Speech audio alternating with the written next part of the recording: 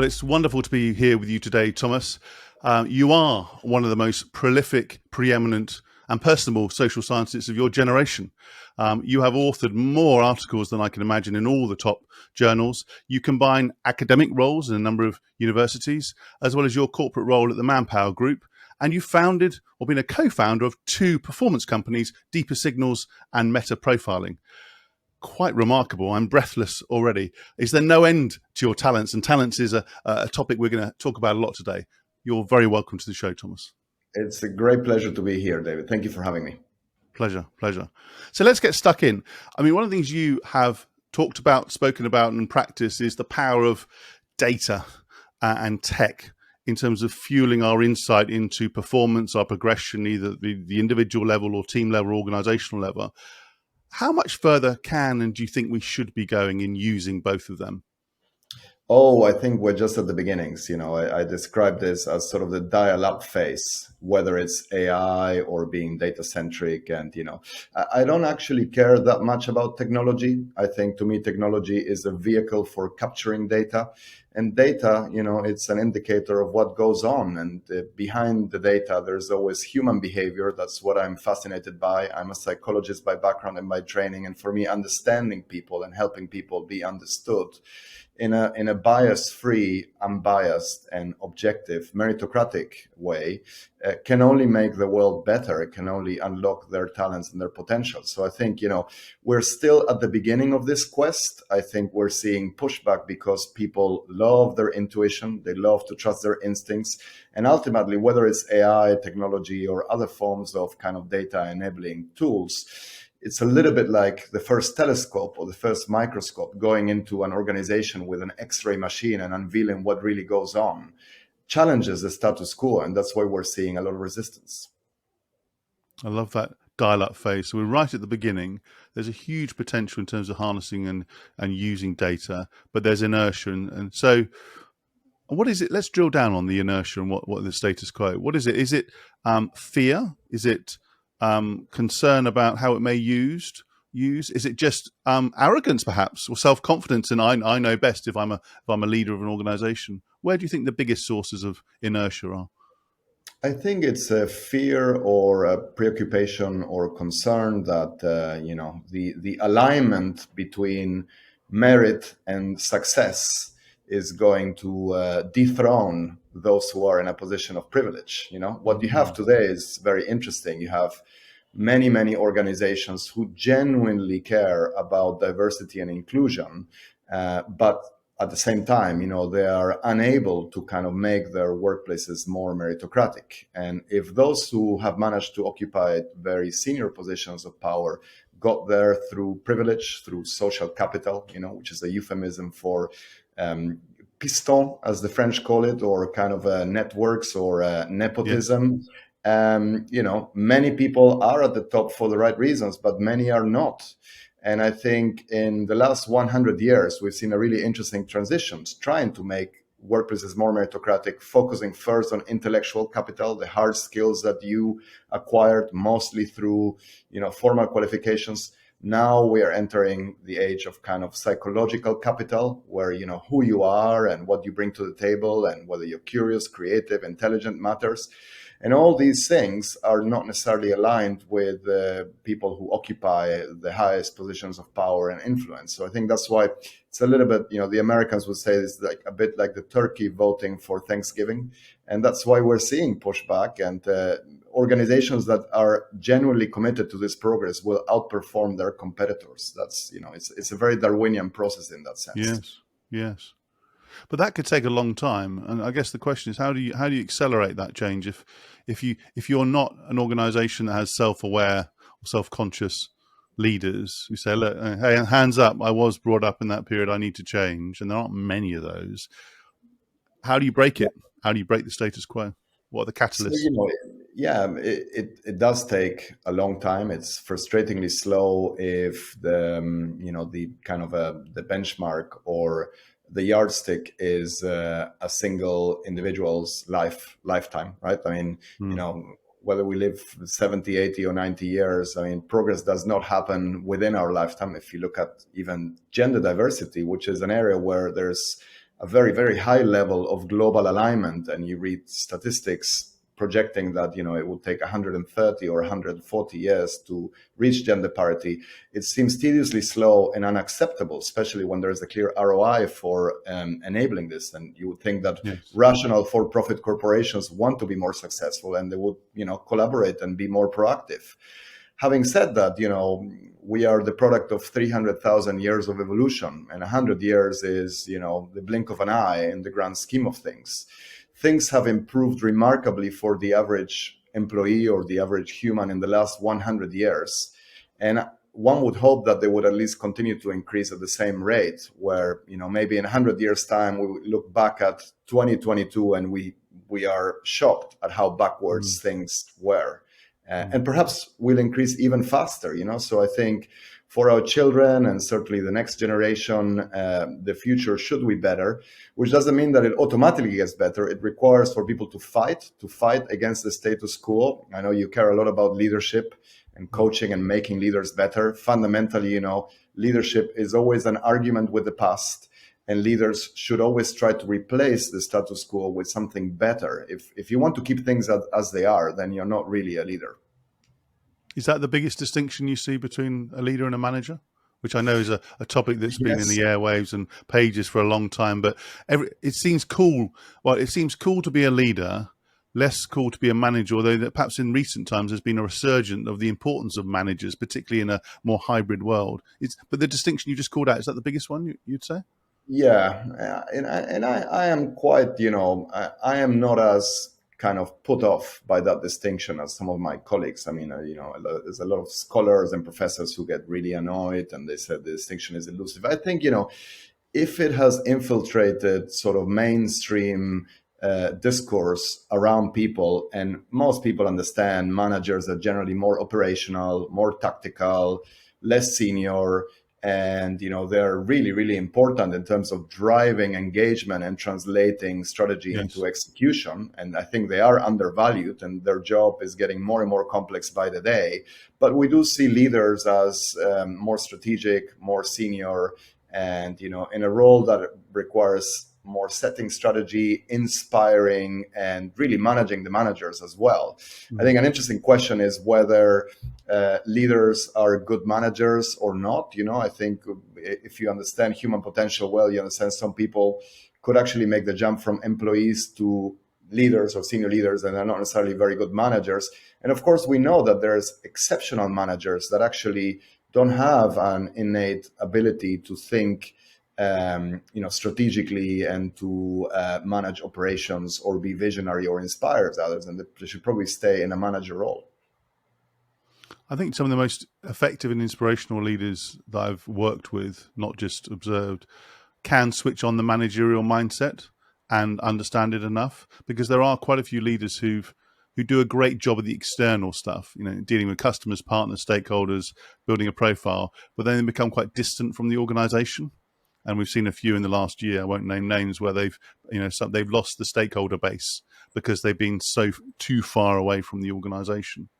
Yeah, I completely agree. And I think, this dichotomy of are you tactical or strategic? Are you good at executing or, creating, designing strategy is relatively misleading, because the greatest, leaders or managers are able to translate one into the other and navigate, very comfortably, the distance between one and the other.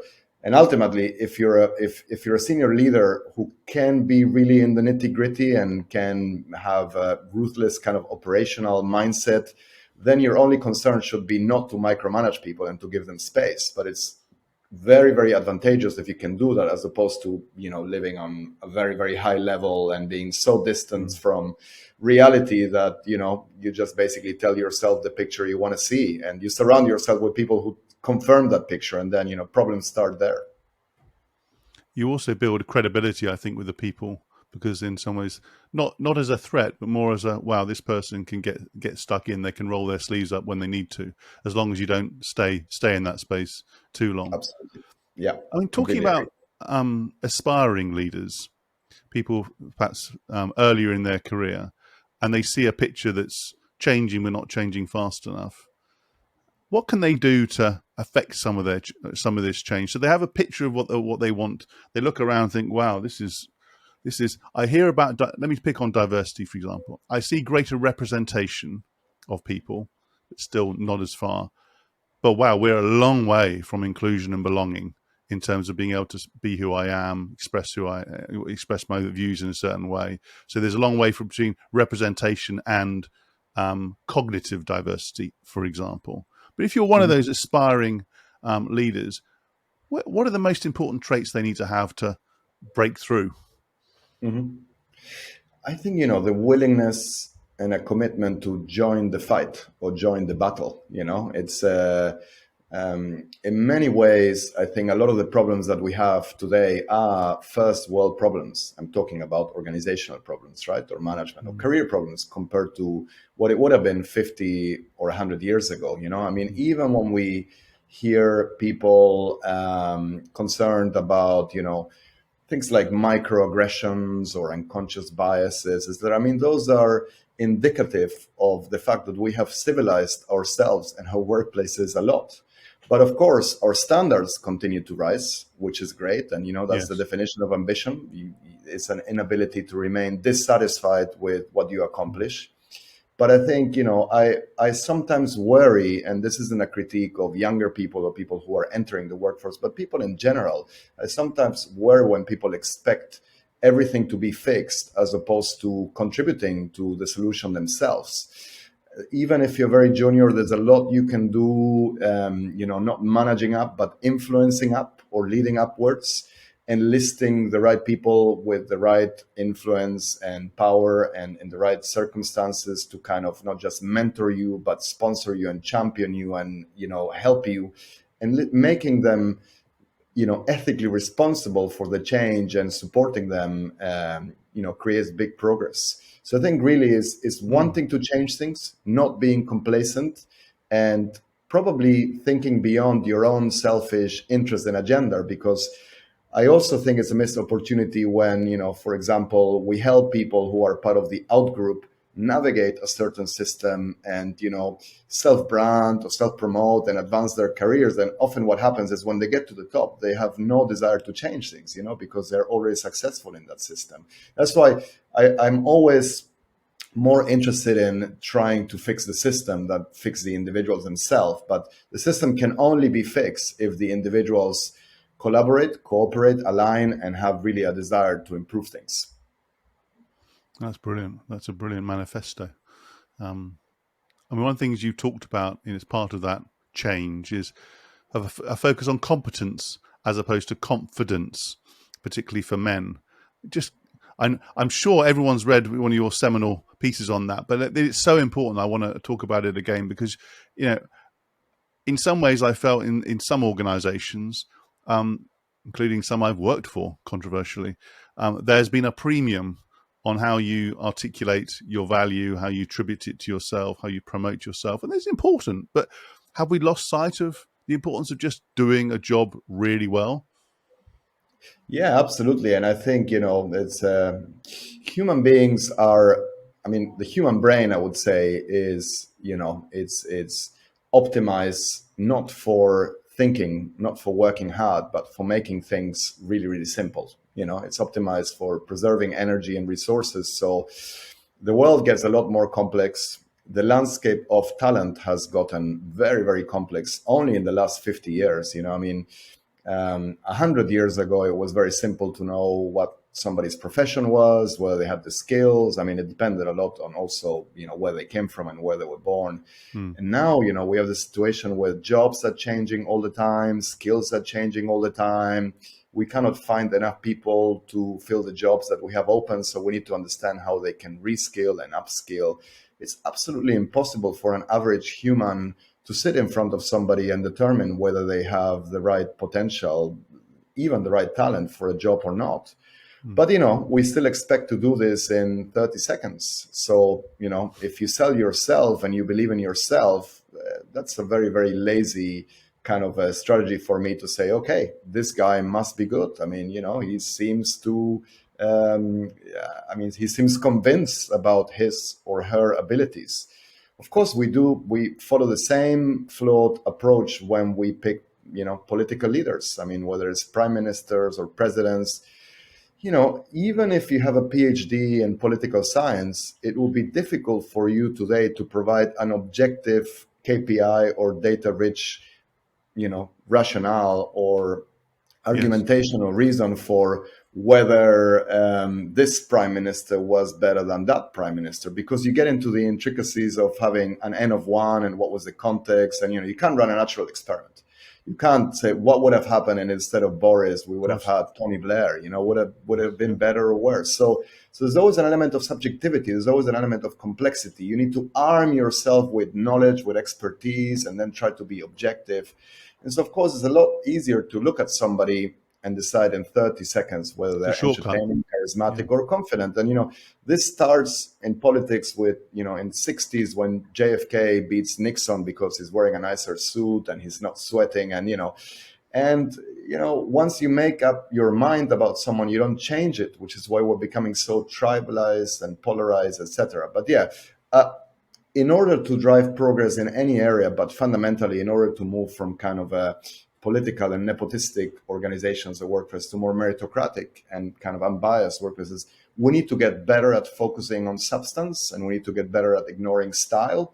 Sure, there are a lot of people who are confident and they have great abilities, but unfortunately the overlap between the two is a lot smaller than people imagine. That's the point.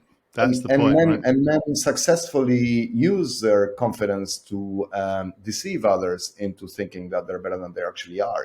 So I think a lot of the times they are exposed and they end up a little bit like David Brent, in The Office, or Michael Scott for our American friends. But most of the times we just cannot tell the difference between somebody who thinks is good at something and somebody who actually is good at something. And until it's too late, and you pay the price. It requires a longer view. We often, I think, see performance and the impact of a role in a very short window. Even though it's interesting, if you go to a slightly different point, if you go to a leaving speech of somebody and somebody you admire, actually beyond the usual, you focus on their characteristics rather than their, if you like them, of course, their characteristics rather than their, I guess, impact. On those occasions, it is on the lasting impact on somebody's life or career, as opposed to hitting a KPI. But it's still, so that's quite remarkable. And often when people pass away, you lose, the obituaries and so on are similar. But then in the moment, we still focus on short-term performance and the indicators, shortcuts and indicators that give you an impression, as opposed to having to do the hard work. But let me just riff a little bit more on that. You pioneered various performance assessments, psychological profiling. I may not get the terms right, so forgive me. And that's still part of your DNA. They can be quite controversial. I know in the coaching community I'm in, there are big proponents of them. Others are saying, "Oh, forget them. We don't need them." Very simple question, of course.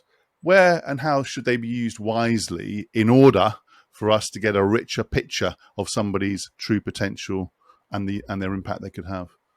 Yeah, it's a great question. I think the first thing to note is that there's a lot of assessments. It's a very crowded space. And I'd say, the average quality of an assessment that is out there is not very good. You have a lot of assessments that are used very widely and that people love, like the Myers-Briggs, the MBTI, which are about as valid as a horoscope or a zodiac sign. And I say, I think to know whether you're a Libra or Scorpio tells me more of an interesting story than to know whether you're an INTJ, for example. So why not just ask people about their zodiac sign? So, the world of assessments is no different from the world of restaurants or the world of music and, the world of art. I mean, some are better than others. The good thing is that there is a very, very simple set of universal parameters that informs us on the quality of the assessments, which is very simple. Do they predict the desired outcomes with, reliable strengths? do they, to use your word, provide you with a full holistic picture of the individual, whereby they tell not just you, but also them something they didn't know about themselves, but they need to know about themselves? And then thirdly, are they grounded in, there's about 100 years of scientific evidence that tells us that, there are some bright side characteristics and there are some dark side characteristics, and, thousands of studies that have replicated a very, very universal structure of personality that is no different from looking at the physical coordinates of someone, right? So if you Yes. see somebody described, or somebody doing an identikit of somebody and say, are they tall? What's the color of their hair? So you can do the same with psychological dimensions. And yet we need to also acknowledge that this is not rocket science. Humans are not fish or squirrel. We have the ability, it's a beautiful ability, to defy our own personality and to act in ways that are contrarian to our natural disposition. And I very much believe that coaching is largely aimed at helping people develop a wider and richer range of repertoires that makes them a kind of more diverse version of themselves. Humans have a tendency to become more exaggerated versions of themselves as they grow older. So, if you're grumpy in your 20s, you're going to be unbearable in your 50s. If you think you know it all in your 30s, I don't want to talk to you in your 70s. So a coach can make you self-aware of these things, can ease the pain in communicating the message of what the personality assessment, a good personality assessment, will help them unveil or reveal. And fundamentally, they will help you work on yourself if you have a desire to get better. I'm sure you know the old joke in the world of coaching of how many psychologists it takes to change a light bulb. Only one, so long as the light bulb wants to change. Yes. And these things like basic dimensions of coachability can also be predicted by an assessment. So it's not destiny, it's not fate, but if you care about diversity, you have to really understand people at the individual and granular level, and a good assessment can help you do that. Now, a bad assessment is completely rubbish, noisy, and at worst, not even entertaining or horoscopic. And at the risk of giving you a platform, it's not a risk, it's a good thing. I mean, a serious point, I know you have interest, but you called out one already. What would people, I know there's lots of different reasons for doing it, but just pick out a few names where people say, actually, based on those criteria you eloquently described, these are worth looking at for the listeners. Yeah, absolutely. So, rather than pick, it's sure, there's companies that have been around for some time that have, amassed a large database of employees, managers, and leaders, the SHLs or the Hogans of this world. And, they're very good at bridging practice and science, and they care about producing tools that are aligned with the scientific evidence. So Deeper Signals, which I co-founded a few years ago, is an attempt to inject AI and technology to do a simpler, more engaging version of that, which is as comprehensive, but takes 7 minutes and not an hour and a half. And I think there's some really, really exciting things happening outside the world of traditional kind of standardized self-report inventories. I do think that eventually, when we understand the difference between intentions and results, we will be using more algorithms to translate, video interview activity. Or imagine like if you could have something that told you now whether I'm bored or engaged, interested or not, or maybe lying or being honest with some accuracy, that would probably be useful to you. I think things like, metadata, using the contextual data that comes from email exchanges, and even like the content of our emails, natural language processing has advanced a lot, and it's a good way to translate the way that we use language into a personality model and into a predictive model of your talent and potential. And I do think that there has been really interesting also innovations around gamifying some assessments and kind of really caring more about the candidate experience than before. And in the old days, if you wanted to have a job, it didn't matter whether we asked you to do something for 3 hours or 4 hours. The old assessment centers were still used quite widely. Now it's a candidate-centric world. So, in some instances, you don't even have the luxury to ask people to complete an assessment. So you have to work out with the data that you have, and of course, do it in an ethical way that isn't creepy and that is legal. And that's what makes this field so interesting. It's a cat and mouse game or chase.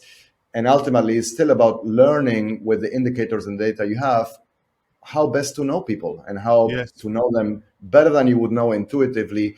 Perhaps the ultimate level of accuracy, David, is an assessment can only be as good as the aggregate report of 4 or 5 people who know you really well. And if I can match that perspective on you, then I have a good tool. And if I'm just telling you something that makes you feel good or that aligns with your own self views, I'm probably just feeding into your narcissism and not helping you change. Yes, that's brilliant.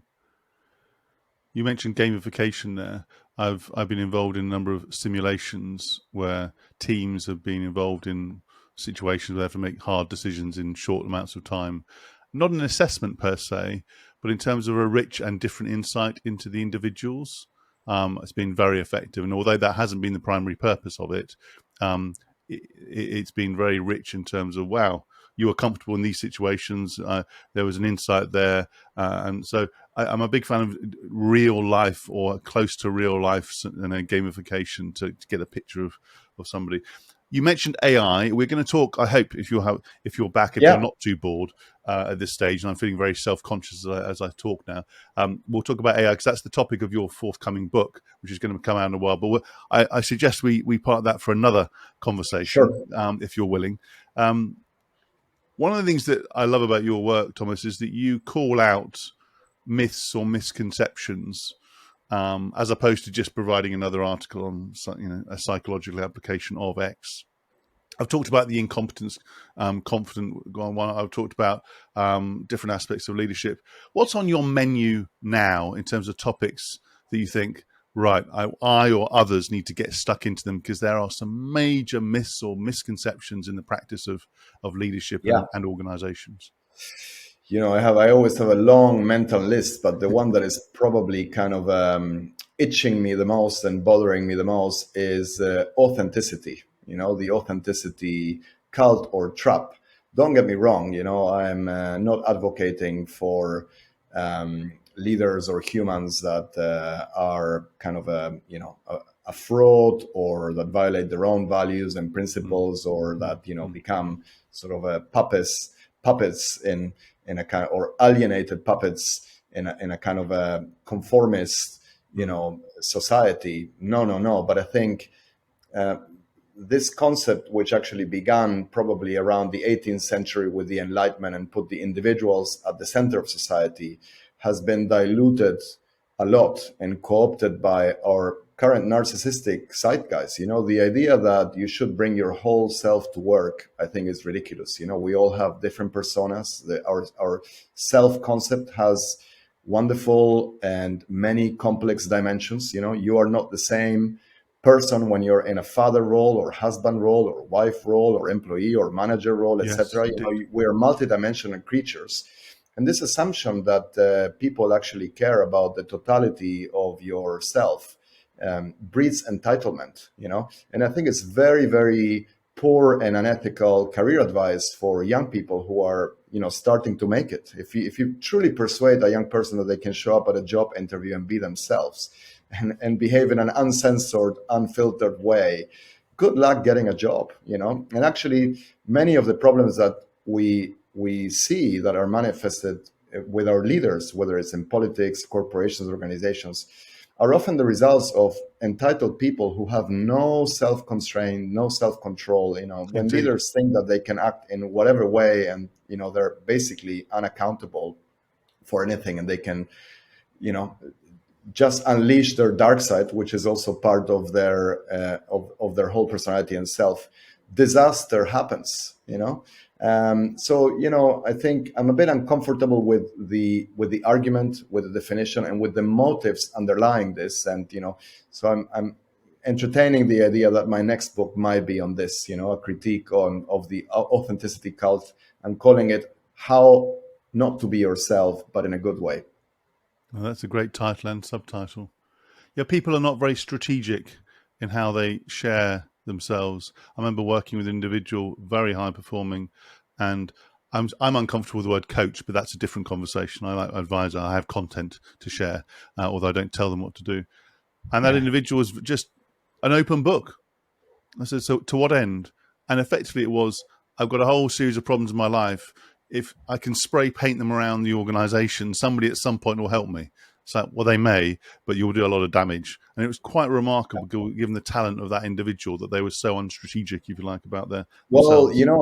it's a very interesting and relevant example because people generally like, and rightly so, the notion of emotional intelligence. And if you think about emotional intelligence, is the very opposite of, you know, unfiltered, uncensored kind of emotional broadcasting. You are emotional intelligent if you're in control of your emotions.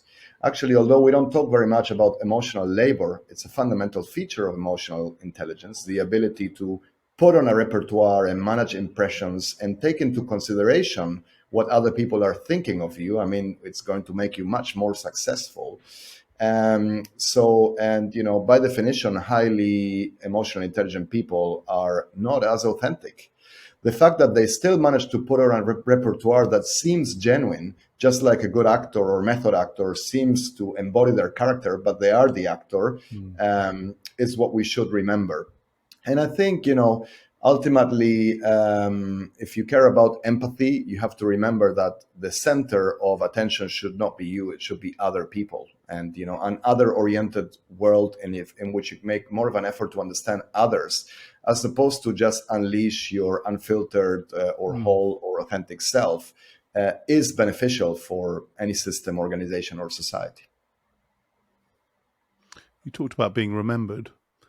How do you want to be remembered, even though you're not going anywhere? What impact do you seek to have on the world around you? This is it's a deep and almost uncomfortable question, especially because this is my attempt to take it seriously.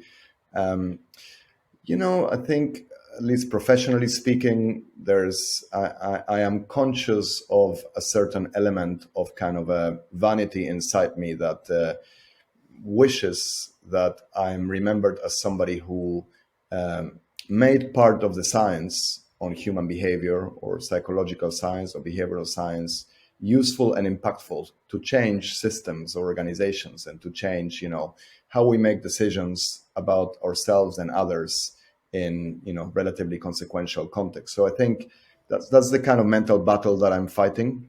And to me, that's where everything connects, whether it's the books, the conversations, the work, the tools. You drive impact through different platforms and different means. But for me, I really truly believe that there's a valuable science there that is a gem of a potential kind of improver of things in the world. And but we need to work hard to bridge that gap. And so there's always the science practice gap in any discipline. I exist very much in that gap, and I'm trying to kind of shrink it or make it a little bit smaller. That's basically what I hope my legacy could be. Brilliant. That's your professional self. For my personal self, my personal self, good husband, good father. I have two small kids. As a psychologist who spent a lot of time thinking about child development and studying that, it's very difficult for me not to be conscious about this. Luckily, a lot of the evidence suggests that parents are a lot less influential on their kids than they would assume. But of course, this changes your perspective on things. It elevates your sense of responsibility. I think once you have kids, everything you do, you see, you judge the intent, the consequences from multiple dimensions. And, I think just doing the best job I can in that role is very important for me. And I think managing to maintain a good relationship with your kids and, empowering them to be as happy and successful as they want to be or can be it's high up there on the priority list, I would say. That's fantastic. That's laudable. And final question: when you're doing your best, most brilliant work, what are the systems habits, practices that you use? What would you call out? Oh, this is a great question. I think I, the longer I spend doing what I do, and on the one hand, in theory, I should gain an expertise and I should get better at it and become more competent. Actually, it's almost like the harder it is for me to judge whether something is falls in that bucket or not, whether something is going to be great and brilliant work or not.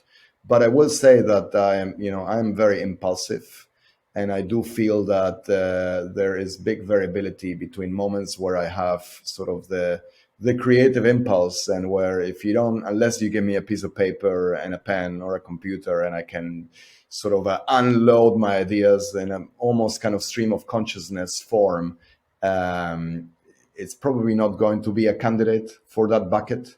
So I do think that I might be walking or swimming or running and incubating, and then ideas travel very, very fast. And at that stage, I need to produce something. And then, that's on the short kind of bursts, impulsive bursts of creativity. On the longer term, I think requires a lot of patience. You need to obsess with certain problems, fall in love with them, but also be very irritated by them Yes. to continue working on them. And, Yes. I think that's the wonderful thing about curiosity. It feels great when you can unleash it, but it makes you very, very uncomfortable if you can't. So, I think it's a fact that if you want to be good at anything and you want to be good at solving any problem, you have to dedicate a lot of time thinking about it and a lot of time working on it and talking to people. And you still feel that there's so much to know and so much to say.